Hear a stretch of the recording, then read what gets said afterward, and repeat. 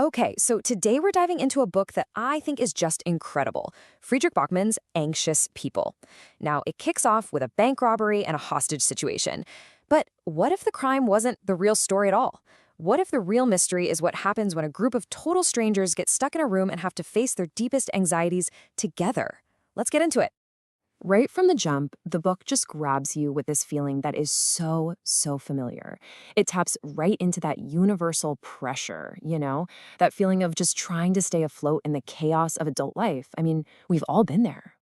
And boom, there it is, that quiet, nagging fear that we're just not getting it right. This single thought, this one feeling, is basically the emotional heartbeat of every single character we're about to meet. And this is where you get the book's totally unique tone. It calls its characters idiots, right? But it's not mean. It's almost a term of endearment. It's this gentle acknowledgement of how flawed and clumsy we all are.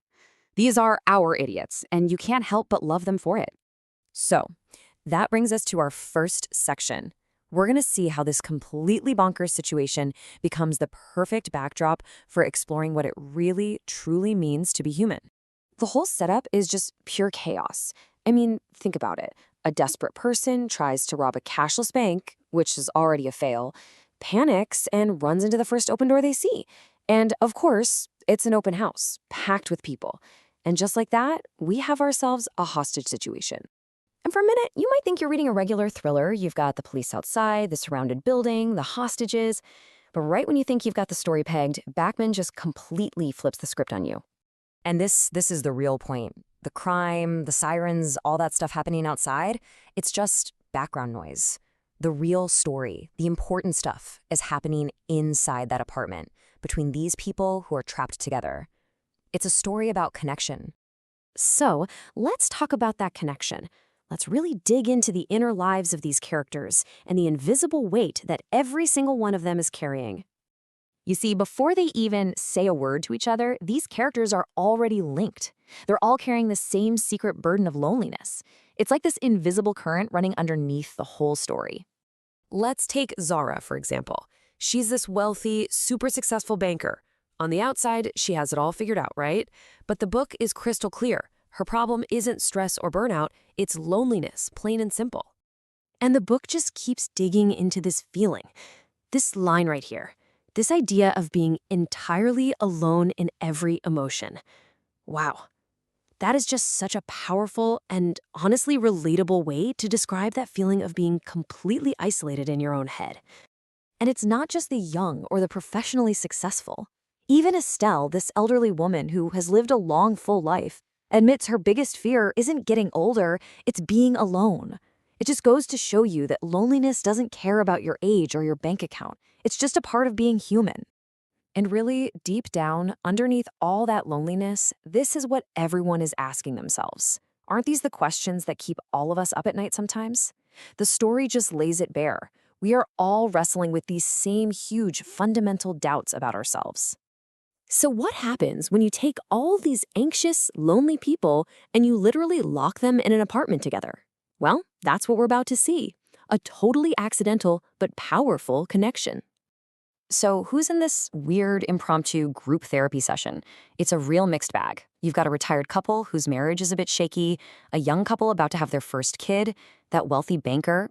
I mean, it's a wild assortment. It sounds like the setup to a joke, but it ends up being the start of something really beautiful. But here's the thing about a crisis, right? It's a great equalizer. All of a sudden, the social masks, the pretense, it all just falls away. And for the very first time, these strangers start seeing each other for who they really are. Scared, messy, and just trying to figure it all out.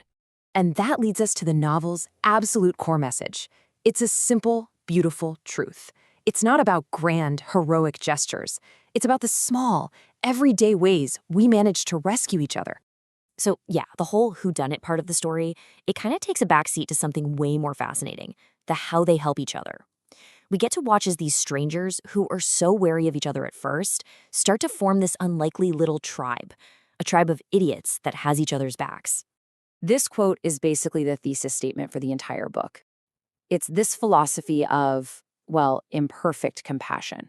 You can't save the whole world. Heck, you can't even fix all your own problems. but you can help the person who's right there in front of you. You save those you can. All right, let's bring this all home and look at the ultimate takeaway from this beautiful, chaotic, wonderful story. What starts out as a total nightmare ends up being this strange and beautiful gift. In this tiny, cramped apartment, surrounded by absolute chaos, these characters find the one thing they've all been desperately looking for: a sense of belonging. It's such a powerful reminder that the real cure for our anxiety isn't some perfect, flawless life. It's the messy, imperfect, incredible connections we make with other people. And we're going to end it right here, because this is the grace the book offers all of us. It's not about being perfect. It's about trying. It's about doing our best and then somehow finding the courage to believe that our messy, flawed, imperfect best is enough. And that feels like a pretty profound message for our own anxious times.